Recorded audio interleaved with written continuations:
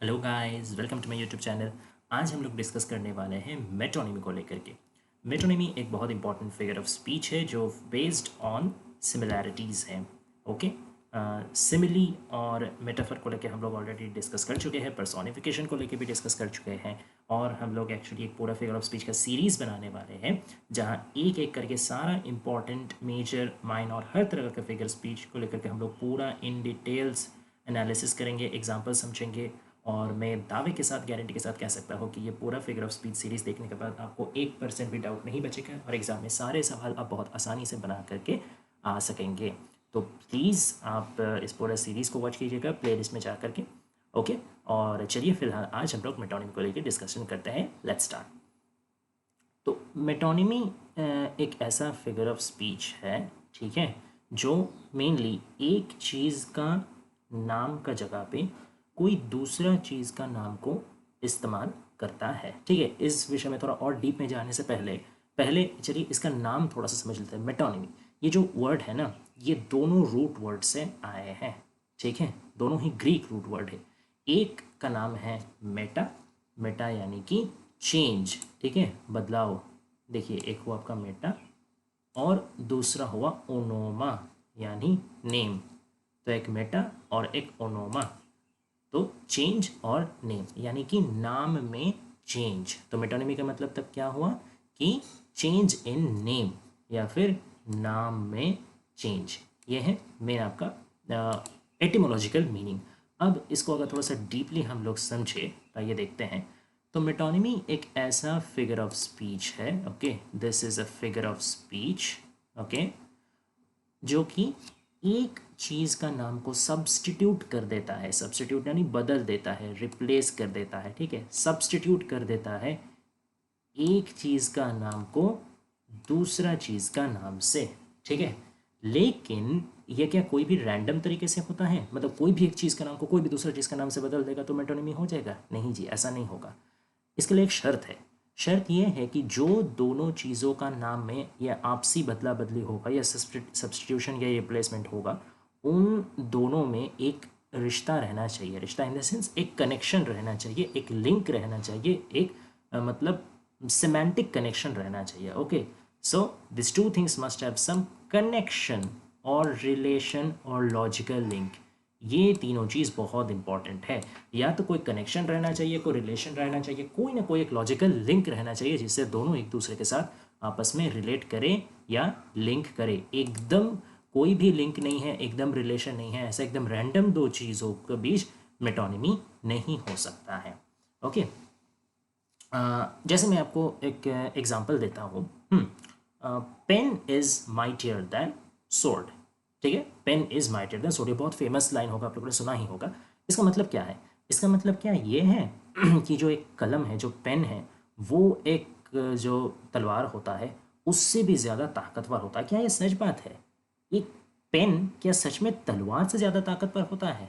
क्या आप युद्ध में जब जाइएगा तो तलवार का जगह पेन लेके चले जाइएगा तो पेन लेके आदमी मार दीजिएगा? बिल्कुल नहीं, खुद मारा जाइएगा। तो obviously it's what kind of absurd sentence is this? Actually नहीं, ये एब्सर्ड सेंटेंस नहीं है। हम लोग इसको थोड़ा गलत पकड़ रहे हैं, इसके लिटरली मीनिंग से पकड़ने नहीं चलेगा। हालांकि यहाँ पे पेन लिखा हुआ है, हालांकि यहाँ पे स्वॉर्ड लिखा हुआ है, लेकिन पेन का मतलब यहाँ एक्चुअल पेन नहीं है। पेन का मतलब यहाँ है राइटर, ऑथर, जो लिखते हैं, लेखक। ओके, और स्वॉर्ड का मतलब यहाँ है फाइटर, सोल्जर, सैनिक, जो उस तलवार को लेकर के युद्ध में जाते हैं। ठीक है, तो अल्टीमेट मतलब क्या हुआ कि जो ऑथर होते हैं, जो लेखक होते हैं, उनका पावर जो होता है ना, वो सैनिक से ज़्यादा होता है। हम इसका मतलब ये भी नहीं है कि एक लेखक हमेशा फिजिकली ज़्यादा स्ट्रांग होता है, ऑब्वियसली नॉट।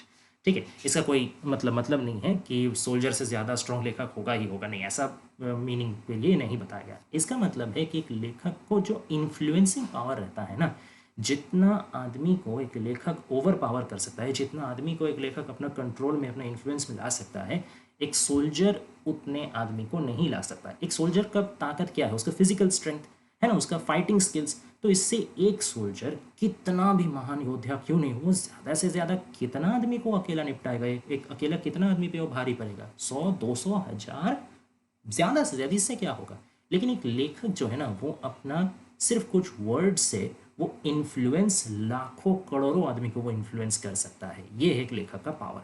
तो इसीलिए डायरेक्टली ये नहीं बता करके कि writers have more influencing power than soldiers, ऐसे नहीं बता के थोड़ा सा घुमा के क्या बताया गया कि pen is mightier than sword. तो यहाँ पे पेन ऑथर का जगह पेन को यूज़ किया गया, सोल्जर की जगह सोर्ड को यूज़ किया गया, तो हुआ ना सोल्जर और सोर्ड दोनों रिलेटेड वर्ड है, एक का जगह दूसरा यूज़ किया, और पेन और ऑथर भी दोनों रिलेटेड वर्ड है, एक का जगह दूसरे को यूज़ करें, तो ये होता है मेटोनिमी।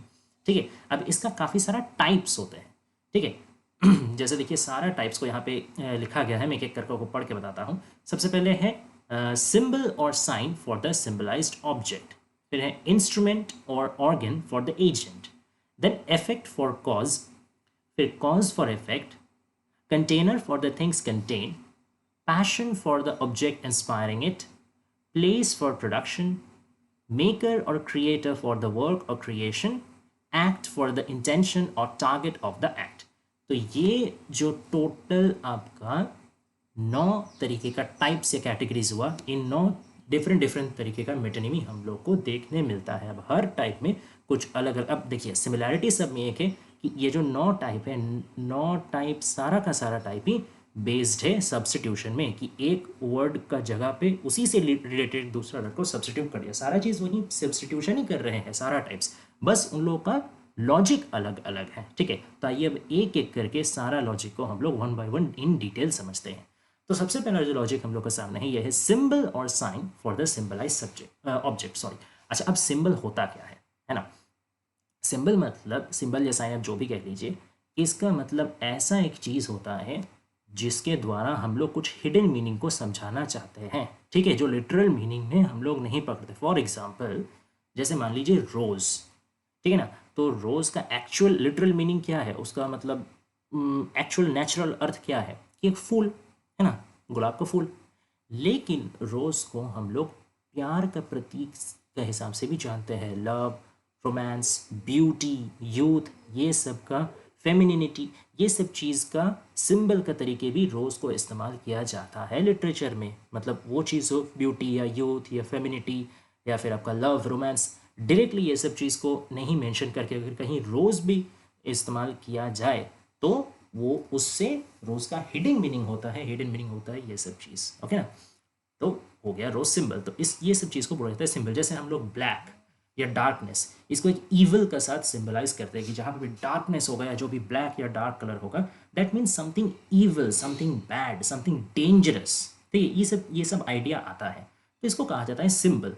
ओके, तो सबसे पहले जो टाइप हम लोग का है कि एक सिंबल को यूज़ किया जा रहा है उसका हिडन मीनिंग समझाने के लिए। जैसे देखिए पहला अगर एग्जांपल को हम लोग देखिए, the king lost the throne after being defeated in the war. मतलब क्या कि जो राजा है उन्होंने अपना सिंहासन खो दिया युद्ध में हारने के बाद।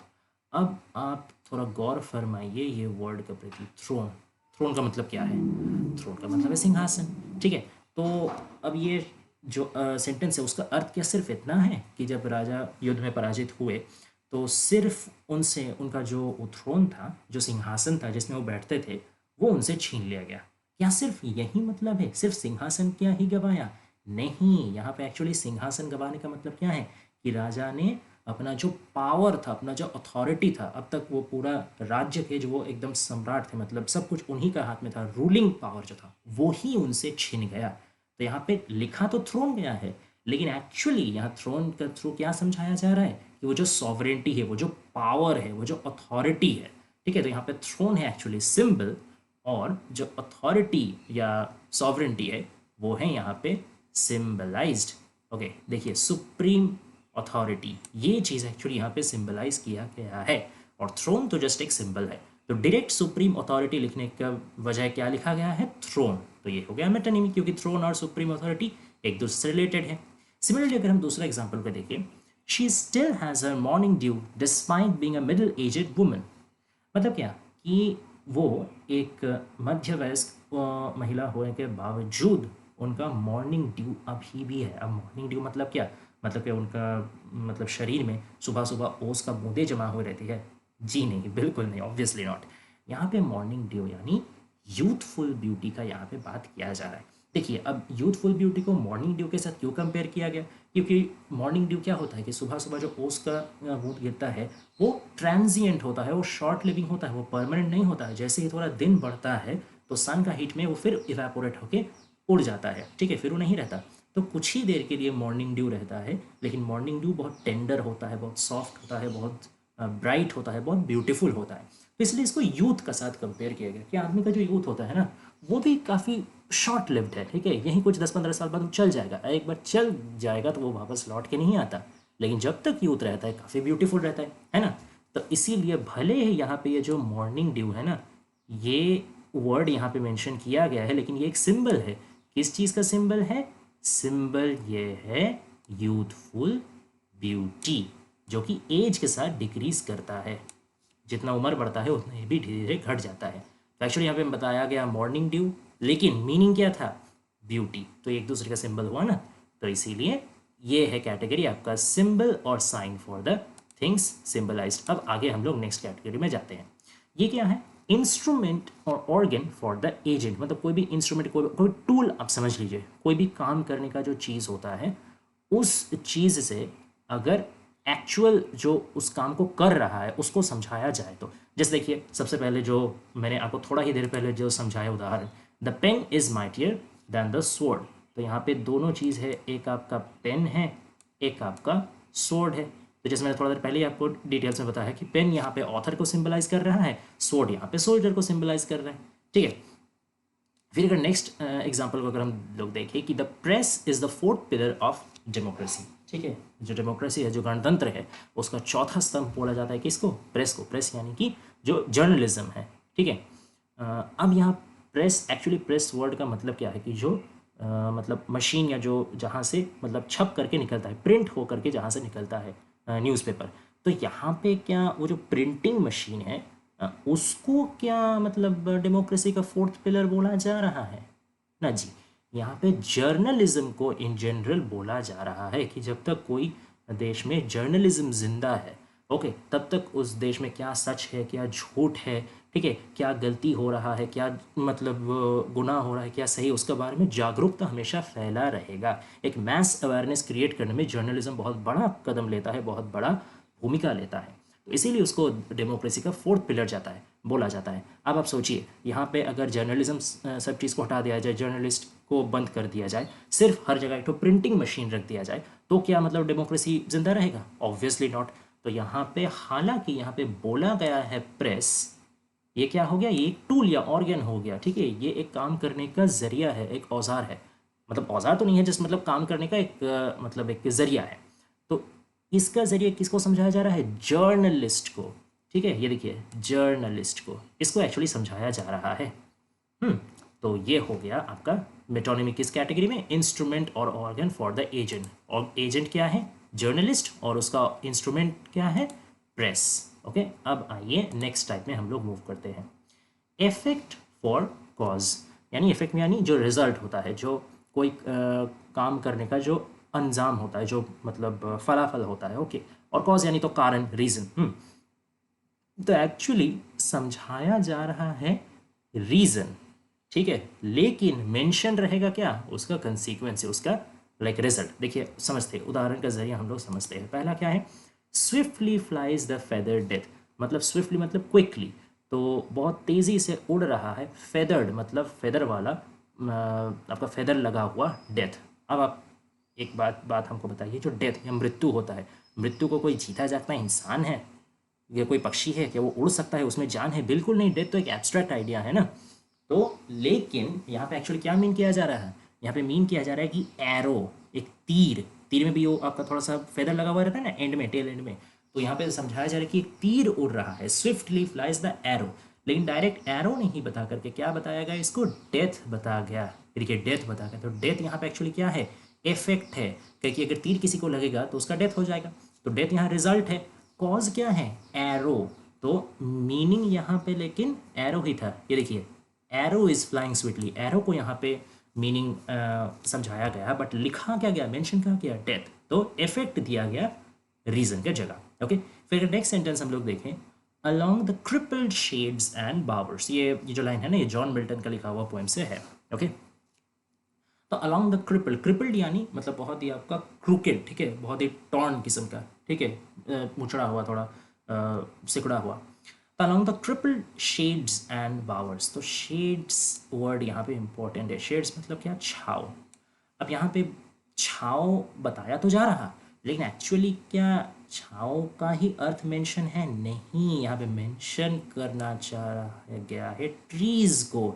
एक्चुअली मिल्टन यहाँ कहना चाह रहे हैं कि जो गाछ है, जो पेड़ है, उसका बराबर उस रास्ते में, लेकिन वो डायरेक्ट पेड़ नहीं बोले, ट्रीज नहीं बोले, वो क्या बोले कि छाव का रास्ते में।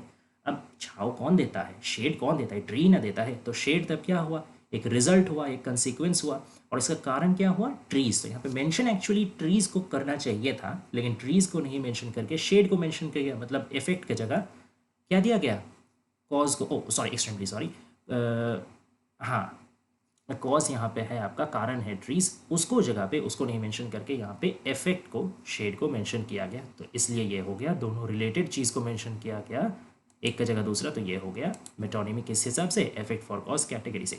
अब इसका ठीक है उल्टा कैटेगरी है कॉज फॉर इफेक्ट, ठीक है, उसमें भी हम लोग ये देखिए कॉज फॉर इफेक्ट, इसमें ठीक पहले का उल्टा होगा। पहले जैसे जो फलाफल था, जो रिजल्ट था वो लिखा जा रहा था, लेकिन मतलब था कॉज, कॉज को मतलब एक्चुअली मीन किया जा रहा था। यहाँ ठीक उसको उल्टा है, यहाँ पे रिजल्ट को एक्चुअली मीन किया जाएगा, लेकिन मेंशन रहेगा उसका कारण। देखिए अब एग्जाम्पल से ही समझ जाइएगा। He is basking in the sun. Basking का मतलब होता है कि हीट को एंजॉय करने के, जैसे हम लोग सन बाथ ले रहे हैं ना, कहीं बीच में जाकर के देखिएगा आराम से एकदम आदमी लेटा है, पूरा एकदम लोशन वोशन लगा करके एकदम सन में बढ़िया से सोख रहा है, तो उसी को बास्किंग बोला जाता है ना, मतलब हीट लेना, सन हीट को, सनशाइन को एंजॉय करना। तो he is basking in the sun. अच्छा अब आप मुझे एक बात बताइए, ये क्या वो आदमी जो एंजॉय कर रहा, क्या वो एकदम पूरा सूरज में ही एकदम नहा ले रहा, सूरज में ही जाके डुबकी लगा रहा? ऑब्वियसली नहीं, जिंदा ही नहीं रहेगा तब तो सूरज के सामने जाएगा तो, है ना। यहाँ पे एक्चुअली कहा तो गया सन, लेकिन यहाँ पे मीन किया गया सनशाइन या the heat of the sun, right. तो यहाँ पे मेंशन किया गया कॉज, रीजन क्या है, सन है, और सन का वजह से हम लोग को क्या मिल रहा है, सनशाइन, है ना। तो सनशाइन यहाँ पे मीन किया गया, अर्थ यहाँ पे सनशाइन का ही है, लेकिन मेंशन किया गया सन को, तो इफेक्ट का जगह किसको दिया गया, कॉज को। ठीक सेम उदाहरण आप यहाँ पे देखिए, the hedges are white with May. मतलब हेज मतलब होता है जो आपका फेंस होता है ना, फेंस। तो वो जो हेज या फेंस है वो किससे मतलब सफ़ेद हुए हैं, मे से। अब मे मतलब यहाँ मे का महीना नहीं, मे का फ्लावर, फूल। एक्चुअली जो फूल है ना उसका नाम होता है हॉथॉर्न फ्लावर, एक किस्म का फूल होता है जो आपका मई का महीने में काफ़ी ज़्यादा उगता है, ठीक है। तो इसीलिए उसको कभी कभी फ्लावर ऑफ द मे भी बोला जाता है। तो यहाँ पे जो वो फेंसेस है, ये जो सफ़ेद हो गए हैं, वो मई का महीना आया है इस वजह से वो ऑटोमेटिकली सफ़ेद हो गई, ये मीनिंग नहीं है। मई का महीने में जो हॉथॉर्न फ्लावर ग्रो करता है, वो इतना ज़्यादा वो फ्लावर ग्रो किया है कि फूल का ज़रिए वो एकदम सफ़ेद सफ़ेद लग रहा है। तो यहाँ पे एक्चुअली मेंशन क्या किया गया, मई का मंथ, मई का महीना को यहाँ पे मेंशन करके, लेकिन वो तो बस कारण है ना, मई का महीना तो बस कारण है। एक्चुअली रिजल्ट क्या है, वो हॉथॉर्न फ्लावर, देखिए हॉथॉर्न फ्लावर जो कि मई में ब्लूम करता है। तो एक्चुअली यहाँ पे हॉथॉर्न फ्लावर को समझाया जाने का कोशिश था, लेकिन यूज़ किया गया मई का महीना, तो क्या हो गया, इफेक्ट का जगह यहाँ पे यूज़ किया गया कॉज। ओके, अब आइए हम लोग नेक्स्ट पार्ट में जाते हैं, container for the things contain. ये भी काफ़ी इंपॉर्टेंट है। मतलब क्या, अब कंटेनर और कंटेन मतलब, कंटेनर मतलब ऐसा एक जगह जिसमें कोई चीज़ को रखा गया हो। जैसे मान लीजिए एक बर्तन में, है ना, आपको चावल रखे हैं, तो चावल हो जाएगा कंटेन्ड और वो बर्तन हो जाएगा कंटेनर। मतलब जिस जगह में कोई चीज़ को रख रहे हैं वो कंटेनर, और वो कंटेनर के अंदर जो चीज़ को रख रहे हैं वो कंटेंट। ओके, समझ में आ गया। अब आंसर चलिए हम लोग एक्सप्लेन करते हैं एग्जाम्पल बाय एग्जाम्पल। सो पहला, all the city rose in arms. मतलब पूरा जो शहर है ना ये एकदम अस्त्र शस्त्र लेके खड़ा हो गया। अब आप कॉमन सेंस लगा के बताइए, ये जो सिटी है, शहर है, ये क्या कोई जिंदा आदमी है, ये क्या खड़ा हो सकता है? Obviously not. तो यहाँ पे मीनिंग क्या है कि सिटी में जो रहने वाले थे, उस शहर में, शहर के जो निवासी थे, जो आदमी थे जो शहर में रहते थे, वो लोग एकदम अस्त्र शस्त्र लेके खड़े हो गए। तो यहाँ पे अगर आप कंटेनर कंटेंट वाला मतलब कंसेप्ट लगाए, तो सिटी को एज ए कंटेनर हम लोग सोच सकते हैं कि पूरा सिटी में बहुत कोई आदमी रह रहा, तो सिटी एक कंटेनर जैसा हो गया, और कंटेंट क्या हो गया, वो आदमी लोग, शहर के निवासी जो शहर में रह रहे हैं। तो एक्चुअली यहाँ पे मेंशन किया गया क्या, कंटेनर, यानी सिटी, लेकिन यहाँ पे मीन क्या किया गया, क्या यहाँ पे मतलब समझाया गया कि सिटी ड्वेलर्स मतलब शहर के निवासी, शहर में जो रहते हैं। तो हो गया ना, कंटेनर मेंशन किया गया लेकिन मीन किया गया कंटेन्ड को। अच्छा, नेक्स्ट उदाहरण भी देखते हैं। It's like a dream to have a purse like Adams, मतलब एडम्स एक व्यक्ति है, तो एडम्स का जैसा पर्स होना ये एकदम कोई सपने से कम नहीं। अब यहाँ पे सोचने वाला बात यह है यहाँ पे, लेकिन पर्स का एक्चुअली बात नहीं किया जा रहा, जो वॉलेट है ऐसा बात नहीं कि एडम्स का जो वॉलेट है वो इतना खूबसूरत, इतना चमकीला, इतना एकदम बढ़िया है कि एकदम उसका जैसा पर्स तो दुनिया में हो ही नहीं सकता। एक्चुअली यहाँ पे पर्स का लुक के बारे नहीं बात किया जा रहा, पर्स का कंटेंट के बारे में बात किया जा रहा। मतलब पर्स में जो है, पर्स तो यहाँ पे सिर्फ एक कंटेनर है, पर्स के अंदर में क्या रखा हुआ रहता है, पैसा। तो मतलब एडम्स का पास जो पर्स है उसमें इतना पैसा भरा हुआ है, ऐसा पैसे भरा हुआ पर्स तो सबको एकदम ड्रीम है, ऐसा पर्स मिल जाए तो वाह वाह क्या ही चाहिए, एकदम सपनों का बराबर है। तो मेंशन यहाँ पे किया हुआ है पर्स यानी कंटेनर, लेकिन मीनिंग क्या है, क्या समझाना चाहा गया है, कंटेंट ऑफ द पर्स यानी पर्स में जो है यानी कि मनी, पैसे को यहाँ पे समझाया जाना चाह रहा है, लेकिन मेंशन किया गया है पर्स को। तो ये हो गया container for the things content. अब नेक्स्ट हम लोग आते हैं passion for the object inspiring it. Okay, passion मतलब कोई भी आपका ऐसा एक चीज़, ऐसा एक इमोशन जो आपको बहुत पसंद है, ठीक है। जैसे किसी का पैशन होता है कुकिंग, किसी को कुकिंग करना बहुत ज़्यादा पसंद है, किसी का पैशन होता है रीडिंग, किसी को पढ़ना बहुत पसंद है, किसी का पैशन होता है स्पोर्ट्स, किसी को स्पोर्ट्स बहुत पसंद होता है। तो डिफरेंट डिफरेंट टाइप का पैशन होता है, ठीक है, इमोशंस होता है। तो और कोई एक ऐसा चीज़ होता है जिसके ज़रिए हम लोग उस पैशन को एक्सप्रेस करते हैं, या जो जो चीज़ को देख करके वो पैशन हम लोग का बढ़ जाता है, ठीक है ना। जैसे मैं एक अगर बहुत सिंपल सा उदाहरण दूँ कि एक कॉलेज का मान लीजिए कि क्लासरूम है, ठीक है ना। अब किसी स्टूडेंट का है ना, मान लीजिए कोई 11 में पढ़ रहा हो या 12 में पढ़ना हो, उसको बेचारा हमेशा से शौक है कि जब एकदम कॉलेज में जाएंगे तो एकदम इंडिपेंडेंट होंगे, बहुत मज़ा आएगा, ठीक है, एकदम दोस्त वोस्त लेकर के एकदम सब इन्जॉय होगा, स्टडीज़ होगा, हर चीज़ होगा, ओके। तो जब भी वो अपना घर का बगल में ही मान लीजिए उसका कॉलेज है, तो जब भी कॉलेज के आसपास से जाता है तो कॉलेज को देख करके उसका मन के अंदर वो जो पैशन है ना कि मतलब कॉलेज में जा करके एंजॉय करना, फ्रेंड्स लोग, स्टडीज़, ये सब चीज़, इंडिपेंडेंट लाइफ का, वो उसमें उभर करके आता है। तो एक्चुअली ये कॉलेज यहाँ पे हो गया the object inspiring a passion, और यहाँ पे पैशन हो गया क्या कि the desire to have an independent life, okay, have a matured life. तो ये हो गया आपका एग्जाम्पल। अब यहाँ पे जो दो एग्जाम्पल है इसको हम लोग आइए थोड़ा बारीकी से समझते हैं। सबसे पहले देखिए, Maria is the love of the whole neighbourhood, मतलब मारिया एक लड़की का नाम है। तो मारिया क्या है ना, वो पूरा जो हम लोग का इलाका है, नेबरहुड मतलब क्या, इलाका, आसपास का इलाका, लोकेलिटी, तो पूरा आस पड़ोस का जो इलाका का प्यार है वो क्या है, मारिया। मतलब क्या, अब मारिया खुद क्या प्यार है, नहीं जी, मारिया तो एक लड़की है, प्यार तो एक इमोशन है, मारिया की इमोशन थोड़ी है, मारिया तो खुद एक लड़की है, एक जीती जागती पर्सन है, ठीक है। तो यहाँ पे मारिया हो गई एक ऑब्जेक्ट, एक्चुअली ऑब्जेक्ट तो नहीं है ये, मतलब लिविंग बीइंग है, बट मतलब मेन आप समझिए कि ऐसा कोई चीज़ या ऐसा कोई व्यक्ति जिसको देख करके वो इमोशन आपका निकल के आए। तो यहाँ पे इमोशन क्या है, इमोशन यहाँ पे है लव, कि मारिया इतनी खूबसूरत है कि उसको देख करके ही मतलब पूरा आस पड़ोस का सब उसी पे जान छिड़कता है, सबका नज़र उसी पे है, ठीक है, उसको देख करके सबका दिल में प्यार आ जाता है।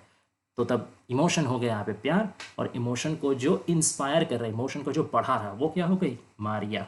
तो ये हो गया passion for the object inspiring it, ठीक है। तो यहाँ पे लव का मेंशन इसीलिए किया गया मारिया को समझाने के लिए।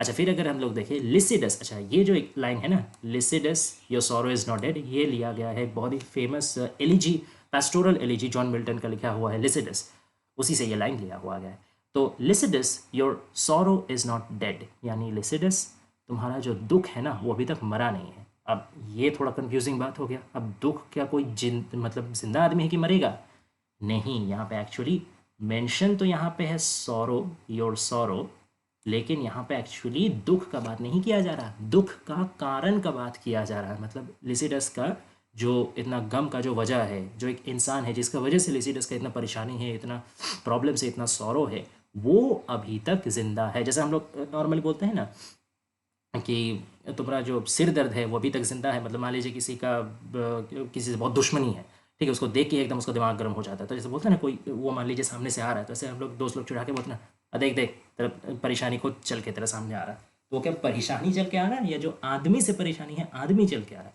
तो सिमिलरली यहाँ पे लिसिडस का जो दुख है ना, वो दुख खुद जिंदा या मुर्दा नहीं है, दुख देने वाला जो आदमी है वो यहाँ पे अभी तक मरा नहीं है, ये समझाया जा रहा है। तो सौरो यहाँ पे हो गया आपका पैशन, और लेकिन समझाया किसको जा रहा है कि जो आदमी, देखिए जो the person who is the reason for this sorrow, इसको एक्चुअली समझाया जाए तो ये हो गया इंस्पायरिंग इट। तो ये दोनों एग्जाम्पल इसलिए हो गए क्या, passion for the object, inspiring it. अब हम लोग चलते हैं नेक्स्ट में, एक्ट फॉर द टारगेट और इंटेंशन ऑफ द एक्ट। मतलब जो काम किया जा रहा है ना, उसको मेंशन किया जा रहा है, लेकिन मतलब सिर्फ काम को मेंशन किया जा रहा है, लेकिन एक्चुअली मीनिंग क्या हो, उस काम करने का वजह को या उस काम करने का उद्देश्य को। ठीक है, देखिए समझते हैं एग्जाम्पल के जरिए। Orton's words were the laugh of his friends. Orton एक व्यक्ति है, ठीक है, तो ऑर्टन का जो बात है ना, वो उसका दोस्त लोगों का हंसी बन गया है। अब इसका मतलब क्या है कि दोस्त मतलब ऑर्टन क्या बात नहीं करता, ऑर्टन का क्या बात हंसी है, वो क्या हमेशा हंसता ही है, उसको बात करना नहीं आता? नहीं, बात यहाँ पे वो नहीं है। यहाँ पे मीनिंग ये है कि उसका दोस्त लोग जो हंसते हैं उसका वजह है ऑर्टन का बात, मतलब ऑर्टन बात ही ऐसा बेतुका, ऐसा लाफेबल हंसने वाला बात करता है, उसको सुन करके उसका दोस्त लोग को हंसी नहीं रुकता। ओके, तो एक्चुअली यहाँ पे मेंशन क्या किया गया, मेंशन तो यहाँ पे किया गया आपका वर्ड्स, सॉरी लाफ, ठीक है, देखिए लाफ मेंशन किया गया, लाफ हंसी, लेकिन एक्चुअली यहाँ पे हंसी नहीं मीन किया गया, हंसी का कारण जो वर्ड्स है वो यहाँ पे मीन किया गया। तो हंसी यहाँ पे हो गया एक्ट, और जो वर्ड से हंसी आ रहा वो हो गया टारगेट या इंटेंशन ऑफ द एक्ट। ठीक है, तो ये हो गया ये वाला एग्जाम्पल। अब जो नेक्स्ट एग्जाम्पल है वो है मेकर या ये सेकंड लास्ट हम लोग का टाइप है, इसके बाद एक लास्ट टाइप बचा रहेगा तो हम लोग का मेटोनिमी खत्म हो जाएगा। आइए समझते हैं। मेकर और क्रिएटर फॉर द वर्क और क्रिएशन, मतलब कोई जो वर्क है या कोई आपका जो क्रिएशन है उसको उसको मीन किया जाएगा, लेकिन लिखा क्या होगा, लिखा होगा उसको बनाने वाले का नाम। आइए समझते हैं एग्जाम्पल से। आई नेवर अंडरस्टूड न्यूटन प्रॉपरली, इसका मतलब क्या है कि मैंने कभी न्यूटन को सही से समझा ही नहीं, मैं कभी न्यूटन को सही से समझ पाया ही नहीं। अब इसका मतलब क्या है, इसका मतलब क्या, न्यूटन जो व्यक्ति है, न्यूटन जो इंसान है, क्या मैं उस इंसान न्यूटन को कभी नहीं पहचान सका है, इंसान न्यूटन को कभी नहीं समझ सका है? नहीं जी, बिल्कुल नहीं। यहाँ पे मीनिंग है न्यूटन का जो लॉज, ठीक है ना, न्यूटन का लॉ जो फिजिक्स में हम लोग पढ़ते हैं ना, laws of 3 laws of Newton, उसका यहाँ पे बात किया जा रहा है कि मैं न्यूटन का लॉज को कभी ना सही से समझ नहीं सका। ठीक है, तो एक्चुअली उसको यहाँ पे क्या लिखना चाहिए था कि I never understood Newton's laws properly, लेकिन वो उसने नहीं लिखा। तो एक्चुअली उसका मीनिंग था न्यूटन का क्रिएशन, लेकिन क्रिएशन की जगह वो किसको मेंशन कर दिया, क्रिएटर को खुद ही मेंशन कर दिया। ओके, तो ये हो गया क्रिएटर फॉर द क्रिएशन। या फिर नेक्स्ट उदाहरण आइए देखते हैं, Shakespeare is no less than a paradise. अब शेक्सपियर को कौन नहीं पहचानता, William Shakespeare, the greatest ever writer and playwright we have in English literature. उनको फादर ऑफ इंग्लिश ड्रामा भी कहा जाता है, उनका ट्रेजेडी बहुत फेमस है, हालांकि सारा ही वर्क उनका बहुत फेमस है, सबसे ज़्यादा फेमस ट्रेजेडी है उनका। तो Shakespeare is no less than a paradise, paradise यानी स्वर्ग, हेवन। ठीक है, तो शेक्सपियर कोई स्वर्ग से कम नहीं है, देखिए यहीं लग रहा।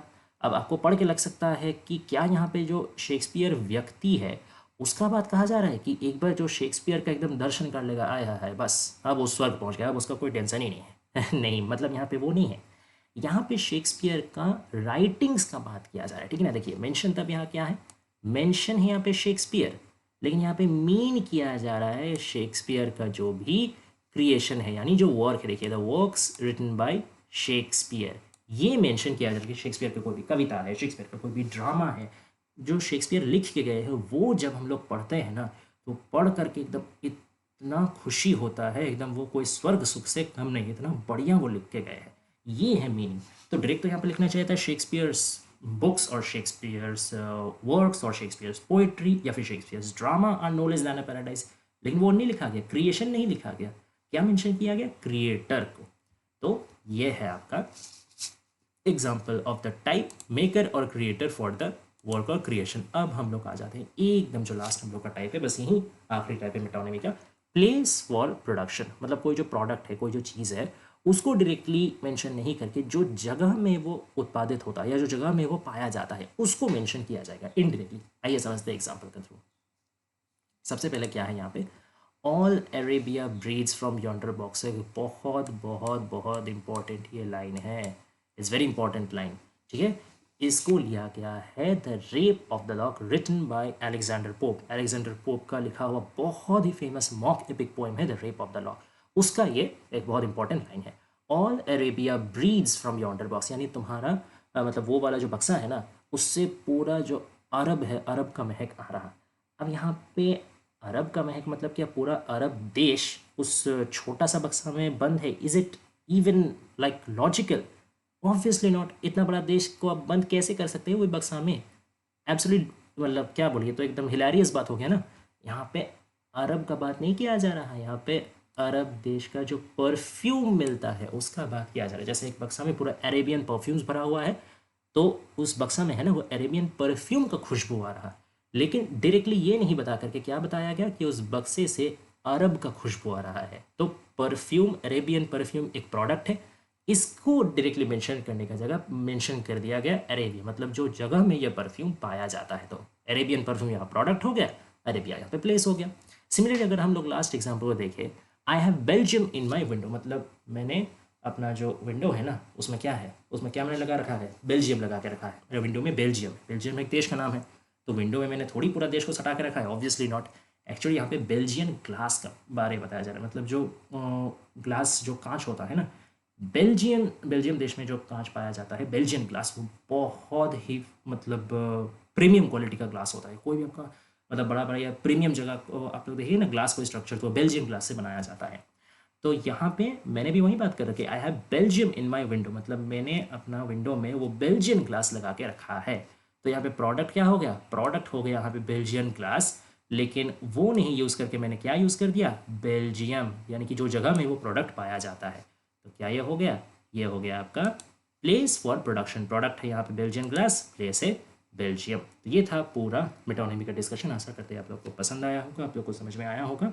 और अगर कोई भी आपको कन्फ्यूजन है या कोई क्वेरीज है या कोई चीज़ समझ में नहीं आया तो प्लीज़ कमेंट डाउन करके हम लोग को बताइए, ज़रूर उसको पूरा एक्सप्लेनेशन आपको दिया जाएगा। और अगर वीडियो पसंद आए तो please guys support us, like share and subscribe. और कोई और भी टॉपिक में अगर आपको हेल्प चाहिए, चाहे कोई पोएम हो या कोई नॉवल हो या कोई भी चीज़ में लेकर आपको हेल्प चाहिए हो, कोई वीडियो चाहिए हो, तो please comment down that also. We will definitely surely make videos on that as well. And thanks guys for watching, thanks for your support, keep doing that, stay tuned.